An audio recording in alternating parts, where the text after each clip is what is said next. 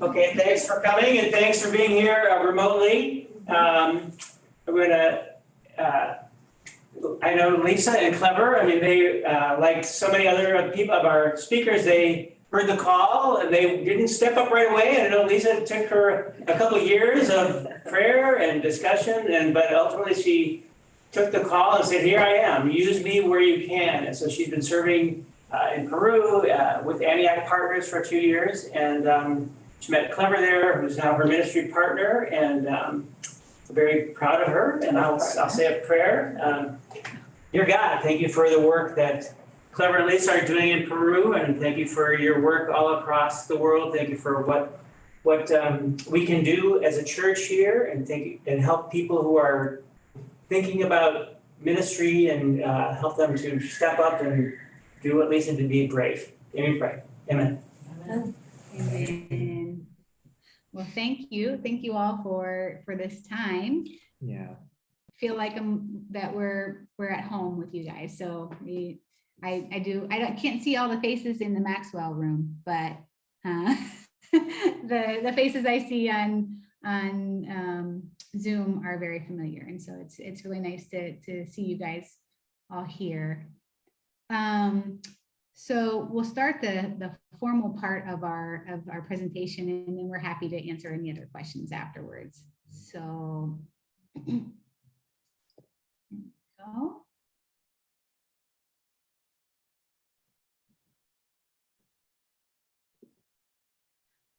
So Terry asked us to kind of give an overview of the beginning. So I'll start first, and then Clever will chime in.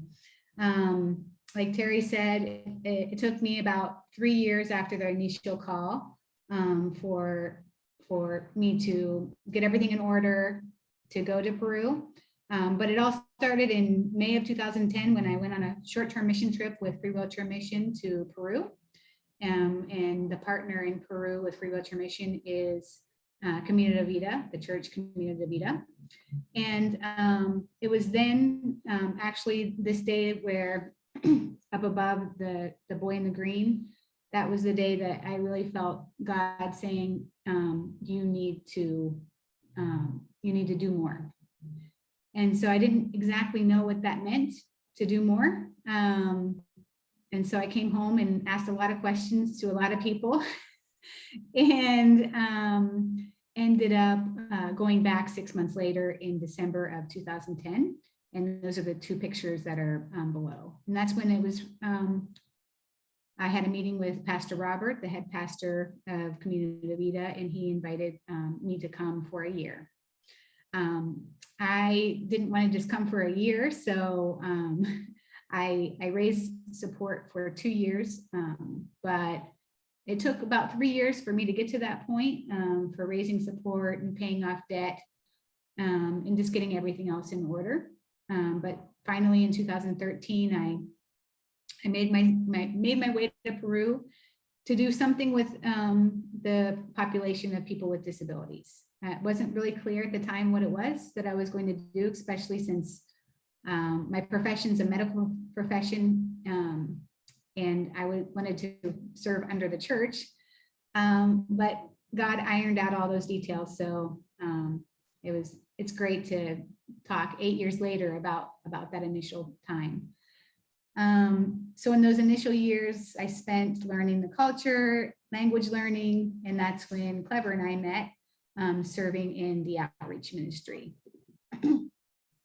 So a little bit about our story. Do you want to say it? No, keep going, okay. please.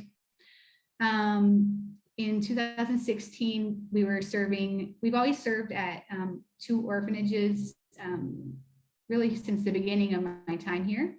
And one of the orphanages that we served at is where we met our son. And that's the picture up in the upper left-hand corner. And that was the first day that we met him.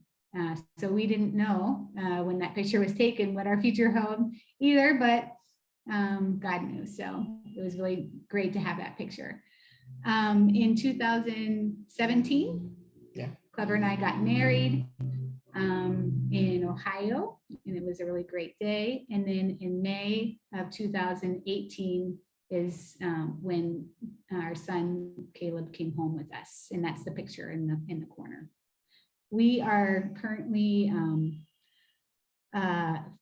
finishing. We've been fostering him since May of 2018, and we hope that by the end of this month, his adoption will be finalized, and then we can start the process for the U.S. part of his adoption as well. So that is our story in a nutshell. So our mission as a family now, well, I guess I should say, so in the beginning, before Clever and our relationship was determined, I spent a lot of time serving, well, we both did, serving in the same ministry, in the outreach ministry, giving wheelchairs to people who couldn't afford wheelchairs, and also doing other outreach ministries. And then in that time, I started a special needs area in the kids ministry that serves children 0 to 12 years old. And that consisted in person of volunteers, like buddies, one-on-one buddies, or some kind of support depending on the needs of every child. And that was over six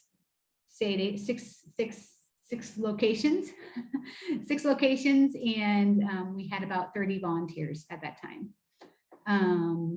And so our mission as a family is to connect people with disabilities to Jesus through the vibrant local church, which is Camino de Vida, and we help people to receive the gift of mobility through a wheelchair. So like I said, Clever and I are actually part of the missionary staff that serves people with disabilities in the church, as well as outreach ministries. And that's a fun picture of us a few years ago, and then just recently. Yeah, it was the first time with Caleb for serving time together. And the next picture is the first picture and COVID season for serving. Yeah, it was really fun to recreate the picture to see the difference in how everyone looks. So, okay. So here's our current projects. And we'll talk a little bit more about each one specifically. We do wheelchair distributions, kids special needs area on Sundays. We're coordinators of an education scholarship that's provided through an organization called LSEE, which is Lori Schoendorfer Endowment for Education. We have provided workshops for staff and volunteers of the church on disability awareness. And we've done training ministries and mentoring them on how to receive people with disabilities. And we are creating a 3 8-week small group curriculum for parents and families with people with disabilities. Yeah, with respect with wheelchair distribution. Well, many changes in this COVID season. But we have the opportunity to give over 300 wheelchairs in this year. So for us, it's a goal because the conditions to serving here is very hard now for all the pandemic situation in Peru. But we find a way to continue give the wheelchairs at church every every Saturday in the morning. So we continue to connect with local organization, local church who have people who need the wheelchair. So that's a great things to do for continued help the people with disabilities. And before the pandemic, we would give out 300 wheelchairs every month. So There's a drastic difference of giving 300 wheelchairs in this year and what we did before. And we're only doing it in Lima at this time. We're not traveling outside of Lima yet. Yeah, the bad things in this season is we don't have the connection with the people who will be use the wheelchairs. The people who pick up the wheelchair is familiar, A family member. a family member, and so that is the bad things because we can have the contact with a final person, but well, we show the grace and how God is God in the middle of situation with this gift. We try to share the mission about God. And there's a story here in the right-hand corner. There's a picture of a young man that just received his wheelchair with his mom in the green sweater. And that was Kids Day and International Kids Day, which is in August. And it was our first distribution of giving wheelchairs to kids. And it was also our first time as a family serving since the pandemic. And it was really wonderful. Caleb got to give the toys because we had donated toys for each child. He got to participate and engage with the kids, and it was really great. And the mom in that picture, she was so overwhelmed with gratitude because, as you can imagine, in this time, everyone knows what it was like to be in their homes for that time that we weren't able to leave our houses. And for her, it was so much harder. She didn't have any supportive family.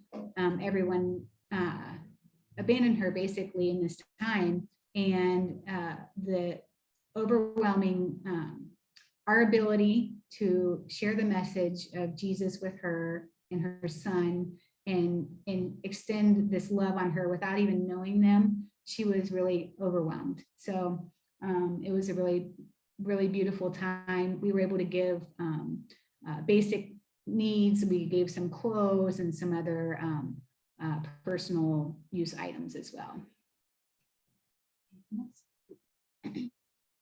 So this is the special needs ministry area. Like I said before, we did in person. We had over 30 volunteers and probably about 25 kids during that time, over 6 locations. I formed and developed this program with the help of a few key people. And today we do, with the same volunteers, we have online small groups that happen every Sunday. There's 3 small groups.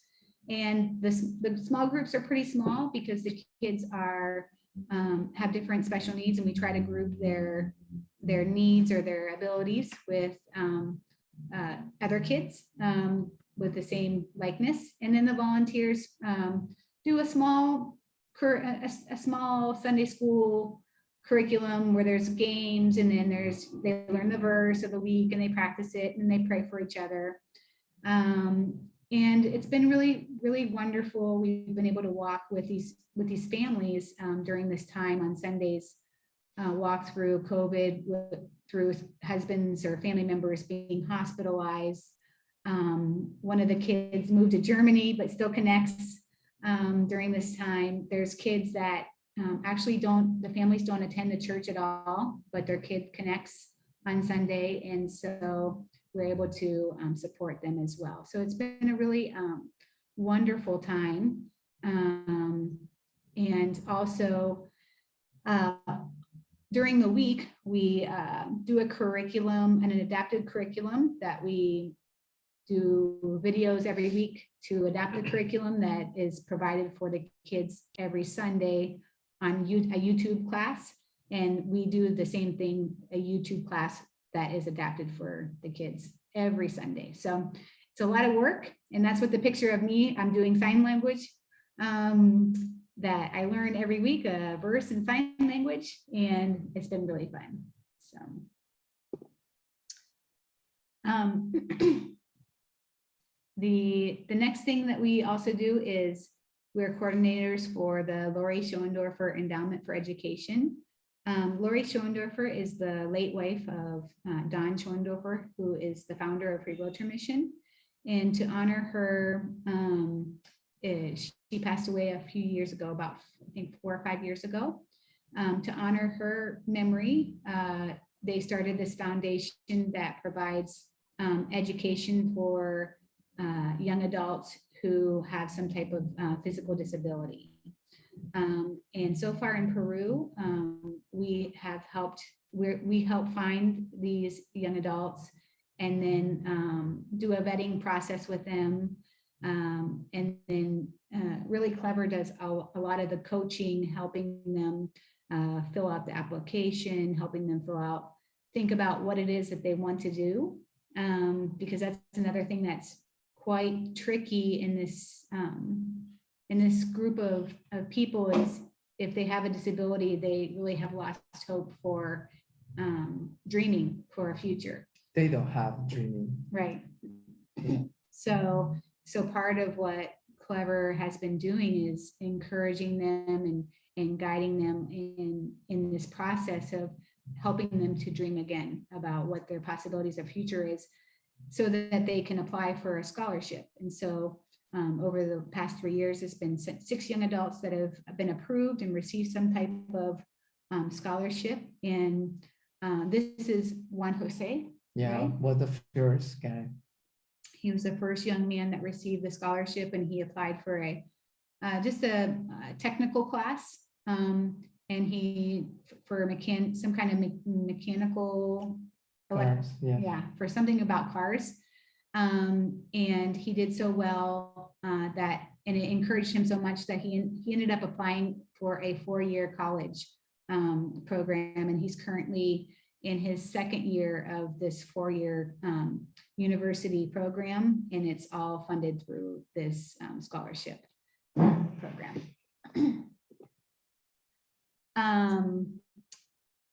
So this is something that is what has grown over the past 1.5 years of the pandemic, something that we have really wanted to do for the last couple years. And then in the pandemic, we thought, oh, wow, it's not going to happen at all. But really, God showed us that this was the perfect time. So we provided training to the entire staff and volunteers, a sensibility awareness training for people with disabilities. And this was under the direction of the head pastor, Pastor Robert Berger. And generally, when the pastor says it's something to be done, then everyone is on board. So it was really great that we were able to do that. And we did 15 separate 2-hour online workshops of this training for the entire staff and volunteers. And then after that, what we wanted to do was train the specific ministries that were going to start receiving people with disabilities into their ministry. So it's already developed in the children's ministry, but then there's youth ministry, there's young adult ministry, and there's young professional ministry. And so we've provided the additional training for all of the ministries now. And now we are starting a mentoring process for each of those ministries so that they can receive these young adults or youth into their ministries. And our youth ministry is incredible. It's grown, it's exploded really in this time. They have about 10 youth teens that have some form of disability that have started to connect with small groups and with the ministry. It's all online right now, but it really has been a success. So we're really thankful and excited about that. Yeah, it's great because before this season, probably in the church, all things about disabilities and families was good intentions, but never was intentional. Intentional. Yeah, intentional. Never was intentional to open new space to connect with the people with disabilities and the family with the church. So for the next year, we have we close the trainings, and probably we open these areas or space for them very intentionally with every ministry in the church. So it will be great because it's the first step to more things in the future. Yeah. So the idea and hope is that we have a fully inclusive church, and we're getting there slowly, but we're strategic in how we are doing it. So we're really excited about it. And I just wanted to share in the circle with the pictures of the girls with their peace signs. That was a small group that was started during the pandemic. It was kind of like a pilot small group with three young girls with different special needs. And during that time, one of the girls lost her dad to COVID. And it was an incredible time for all of them to be together and have support in a way, in a church environment that didn't exist before. And she's been able to walk this whole year of grief with her friends that are supporting her. And so it's been a really great experience. The last thing that we're doing, and it's probably it's a very big thing too, is we're starting to develop, or we are developing a 3 8-week series for small group curriculum for family members of people with disabilities. And it's something that does not exist at all in the Latin American community. We've looked for it. And so we're thankful that we're able to provide this curriculum that will be launched in early 2022, the first 8-week series. Yeah, with intentions have get a community with Yeah. these families. This is the goal, really, right? From the beginning of this time, being so spread out in Lima, we knew that we've always desired that the families have a connection with each other, so they're not walking through this alone. But physical distance was always an issue. And so when I mentioned that having having Zoom, having everyone connected by virtual means, it has drawn us all closer. And so that's been a nice gift for us. So prayer requests. Our prayer requests are that the ministries take ownership and receive people with disabilities with joy and open arms. That the opening of our physical church, I put when and how because it's still in the very early phases, but just prayers for logistical support in that. We have to get the okay from the government. There has to be certain protocols in place. And still just doing that safely. The political climate here and COVID. So I don't know if you all know, we have a new president here in Peru as of this year, yeah. That has some, is very extreme left, right? And has ties to the terrorism group that was very active in the 80s and 90s. So just prayers for the political climate here. And then our personal prayer is for continued health and provision, and that we can complete the adoption by the end of this month or early November, so that we can then process the US part. So those are our our prayer requests.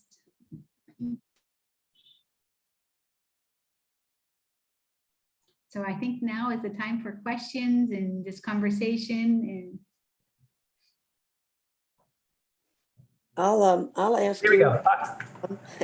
you're talking about coming to the States sometime.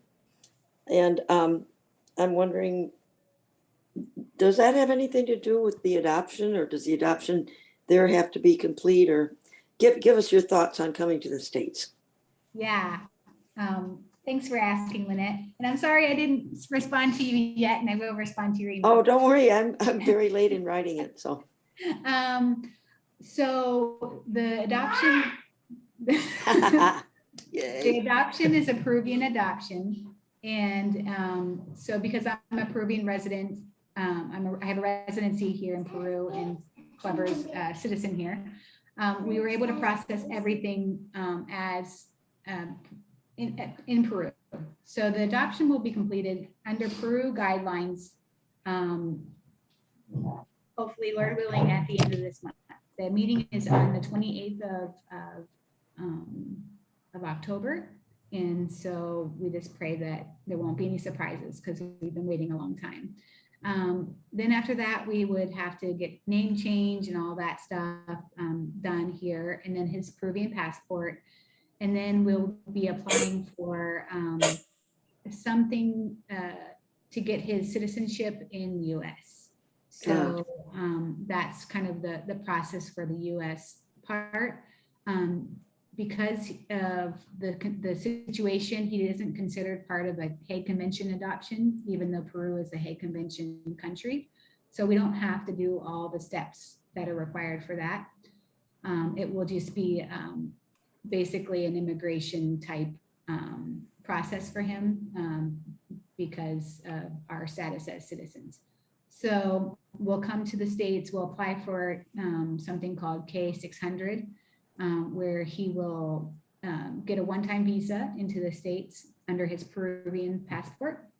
And then we'll do the whole process of him becoming US citizen, the ceremony. It's a quick legal ceremony, and that will take place in California because that's where our legal representative is from. And then we'll apply for his passport. And the lawyer said that passports are taking 3 to 4 months to process. And so we'll plan on staying for 3 to 4 months.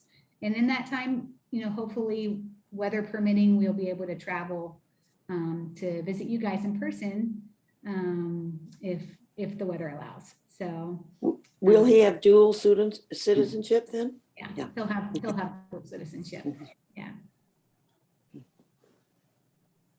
Hi, Lisa and Clever. You can't see us. This is June. Hi, Jim. Hey, good to hear you and see you remotely and hear about your ministry. Very glad you're there doing what you're doing. My question is, do you have any issues with internet accessibility with your families? It sounds like that, and the girls that you were ministering to. Is this common that they have it in their homes? So yes, it is an issue. And for the people that applied for the scholarships, actually, that was something that Clever worked out with them. One of the scholarship details was a laptop, if they could get a laptop provided for them, and internet services for the time of the classes. So that definitely is an issue. There's a lot of people that don't have internet services, or they're watching, they're doing the children's ministry or everything else on their parent's cell phone. So some days, and even volunteers, some days there's just no internet. People are having their service dropped because there's so many people that are connecting at once, or the service just isn't good. That it definitely is an issue. So your number one prayer request was that the churches welcome to people with disabilities with open arms.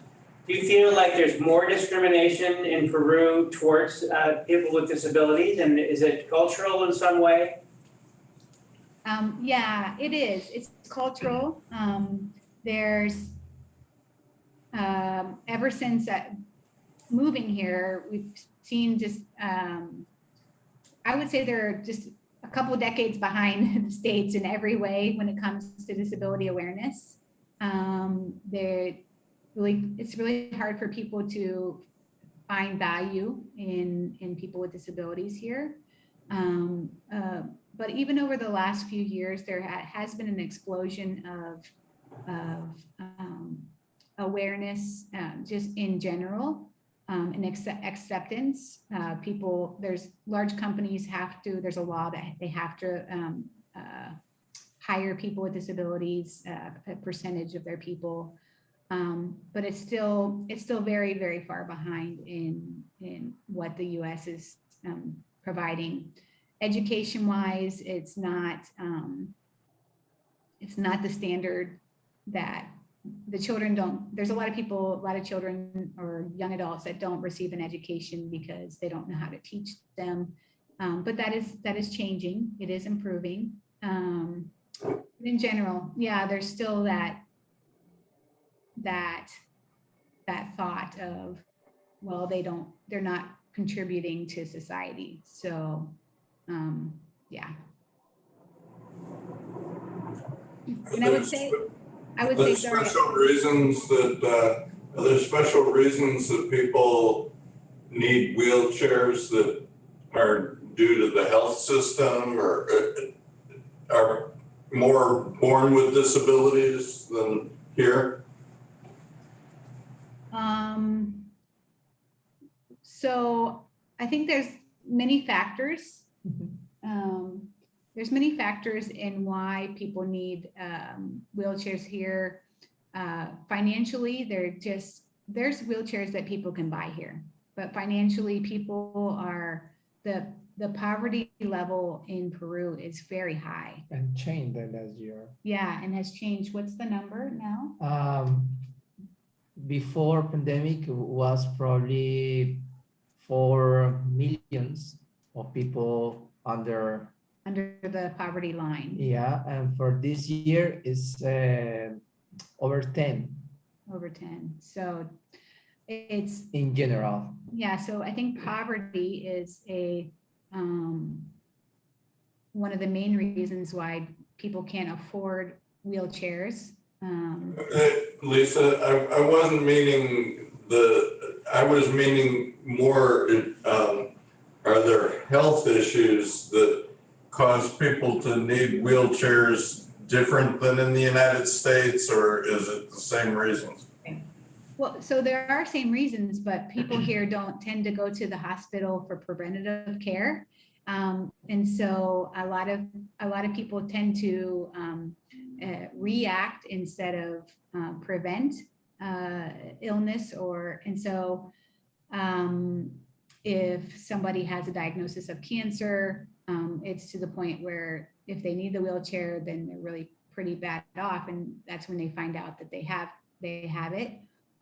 Or people that have other medical conditions. The conditions on the street in general is the traffic and traffic laws and conditions for driving, and that are also pretty intense here. So there's lots of accidents.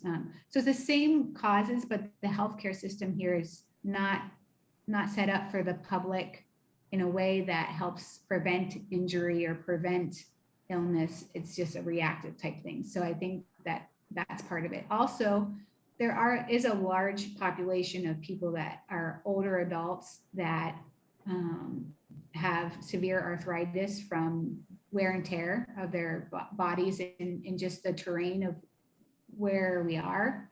So there's mountains. Most people that are lower income live in shanty towns that are on dirt mountains that are the foothills of the Andes. And so they have to probably climb up and down the hill every day to get to their job or to do their work. So, yeah. The wheelchairs look pretty solid. Are they made in Peru? No. No, they come from China. Free Wheelchair Mission have a factory there. Free Voucher Mission make a distribution in 93 countries. Yeah, one country is Peru for receive the vouchers. So basically, we import the vouchers from China.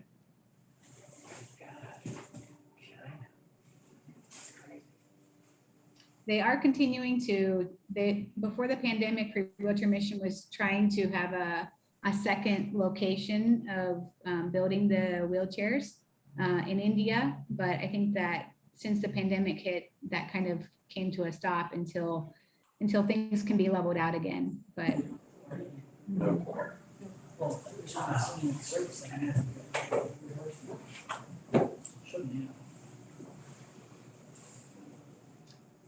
Can you tell us any stories about the self-esteem of the people you work with as they begin to know that they are also children of God? Or I would imagine that's a big issue, especially if their own country and their own family perhaps thinks that they're throwaways or something.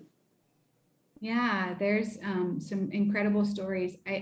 One that comes to mind is in the young adult, in the youth group that just started.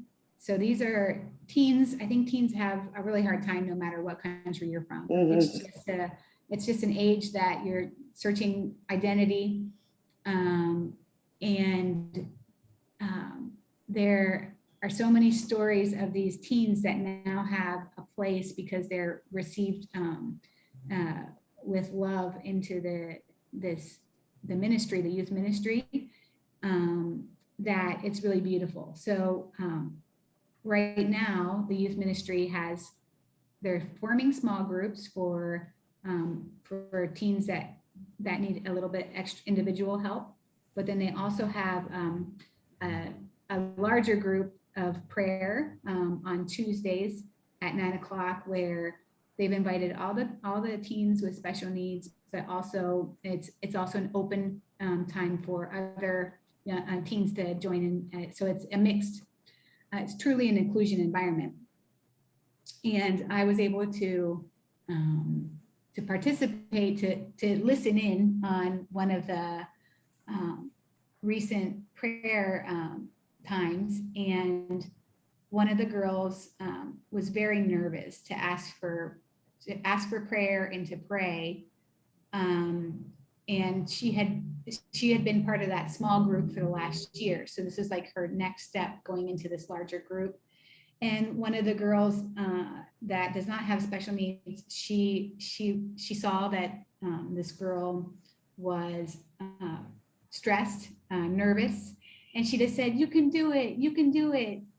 Take your time, but you can do it. We're here and we love you." And it was just like, oh, that's so great. It was so great to see that. And then she finished her prayer, and it was just a really wonderful moment. I think these teens don't have the words to put in, they don't have the words to express how they're feeling included, but you can see it because they continue to connect every Tuesday to this small group. What was the other one about the cat? There's another teen that she had just gotten a new cat, or is it a dog? No, a new kitty. A new cat. New cat. And so she just was really excited to show her small group the cat, the same prayer group. And so it just turned into, another girl said, "I have a pet too, can I show you?" And so then all the teens brought their pets during this prayer time, and they have a picture of them with their pets. And so something that it turned out to be something very natural. For the young adults that are in the age group of the people that Clever's working with that have more physical disabilities, I think that that's more of a work in progress. And each time that they are making gains in they're seeing that they're able to do more and are being guided by, encouraged by Clever and guided on what to do next to think about what the next step is for their education, for whatever their dreams are, their confidence is increasing as well. but that is definitely a work in progress, and it's not something that happens overnight. Relating to that and the college scholarships, are these scholarships just as available to the girls as to the young men? And how did their family, are they open to the Yeah. idea of the girls going to college? Yeah. Here, there's no difference. I mean, there is a Okay. difference between men and women, Mhm. but there's no difference. Girls and boys go to school, and so their education is equal in that part. Equal, good. Mhm. And there's how many currently? There's- Now? Yeah. We have 2 girls and 1 guy. Mhm. Okay, Yeah. Mm. And they are beautiful history. One is Nati and Leslie. Nati have a startup for business. She import a bicycle from China to sell here in Peru. And Natalie, she studied this year for bakery Bakery. things. So she Okay. gave me a cake for my birthday in last September, and was very delicious. Really. Obviously for Lisa is so sweet, but for me no. With tres leches. Yeah, was a surprise for me, because probably she is very introverted.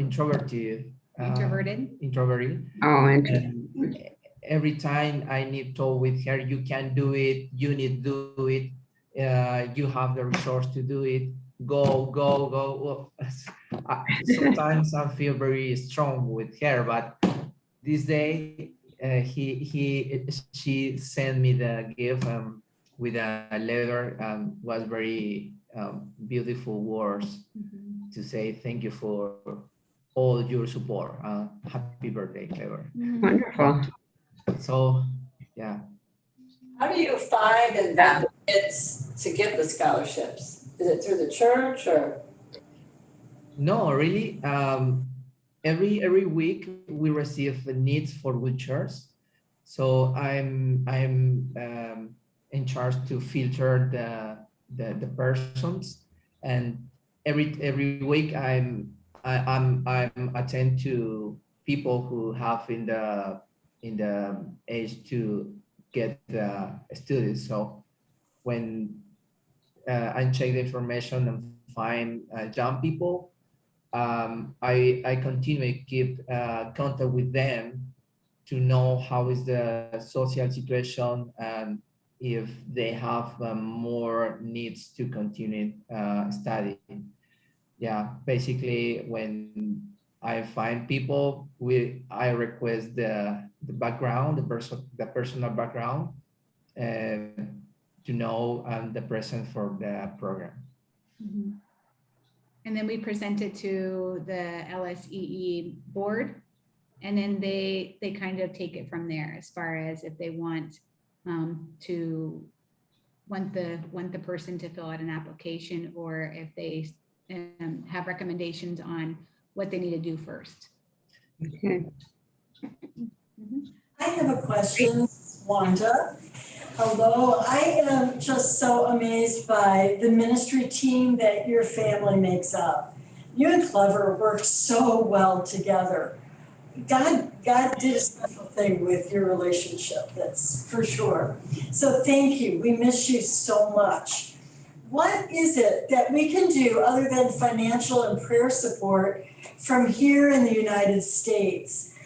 Is there anything that those of us here on the ground from First Pres could be doing to help you? Definitely prayer, and thank you so much for your kind words, Wanda. We definitely appreciate prayer. I know that it is really the thing that we we need right now is prayer so that we can finish this process with our son, so we can come to the States and visit you all. He hasn't known any of my family except for my sister. So on a personal level, that's our biggest prayer. As far as needs, other needs, you guys are incredible supporters, both personally and as a church body. And so we're very grateful for that. Over this past year, thankfully, we've had everything provided for us that we need. But we have lost some supporters, but that's of course understandable with COVID. And we're just thankful for your faithfulness in that.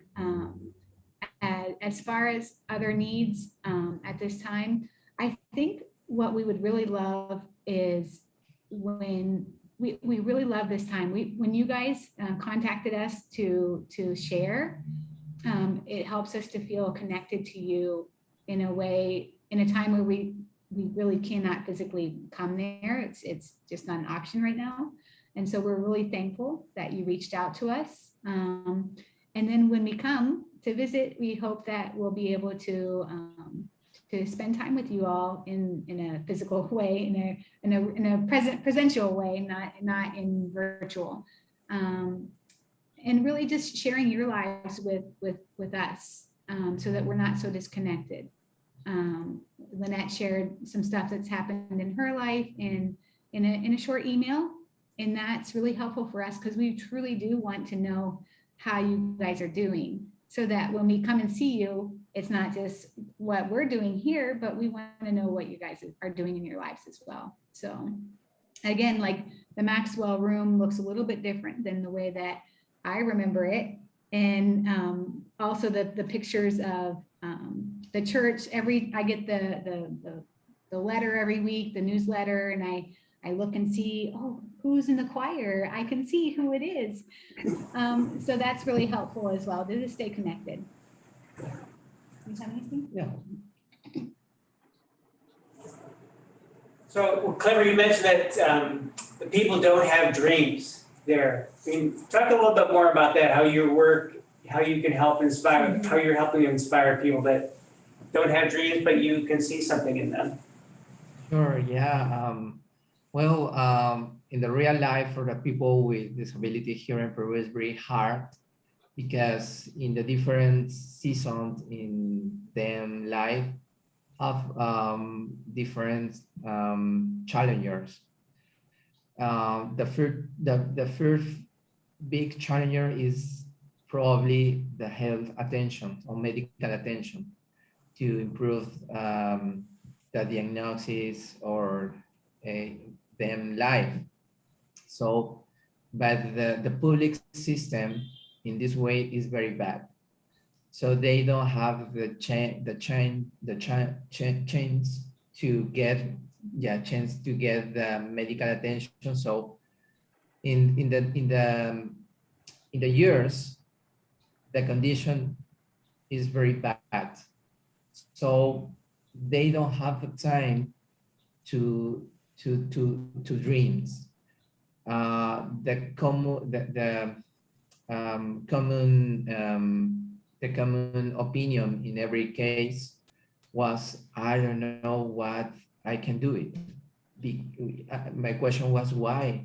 Because I never have the opportunity to dream. All my life, I think this is all. So, okay. The basic question is, what do you like?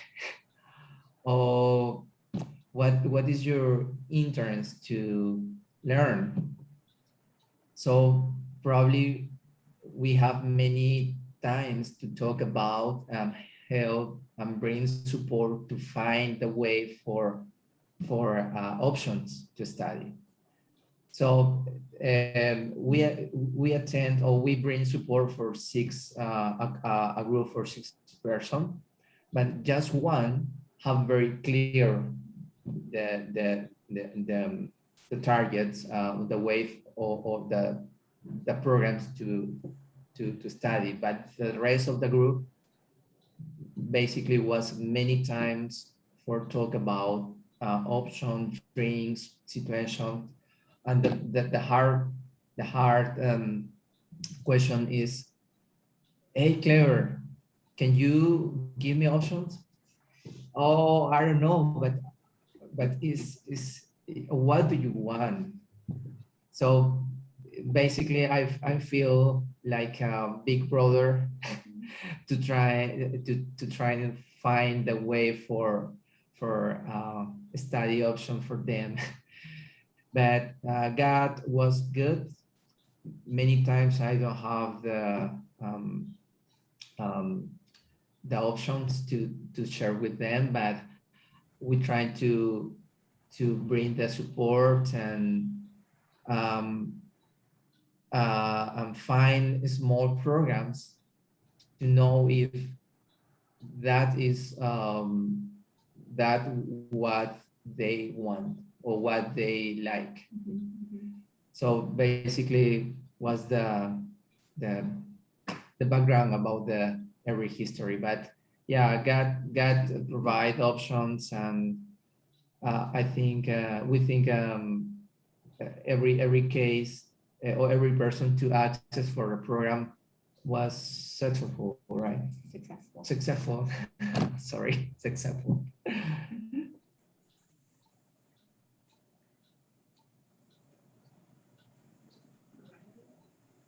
All right, well, thank you so much for sharing. Thank you for the work that you're doing down there. We will continue to pray for your adoption, for Caleb's adoption, and for the work that you're doing down there. We look forward to seeing you, hopefully within the next year sometime, back here, and we'll pray and we'll send you stuff. I'll finish in prayer. Dear God, thank you for all the great work that's going on in Peru. Help this young family to be able to do things legally and travel, and bless their ministry and help them as they seek to heal people physically and spiritually in their community. In your name we pray. Amen. Nice to see you. Nice seeing you. Thank you. Thanks. Thank you guys so much. Nice to see you and good to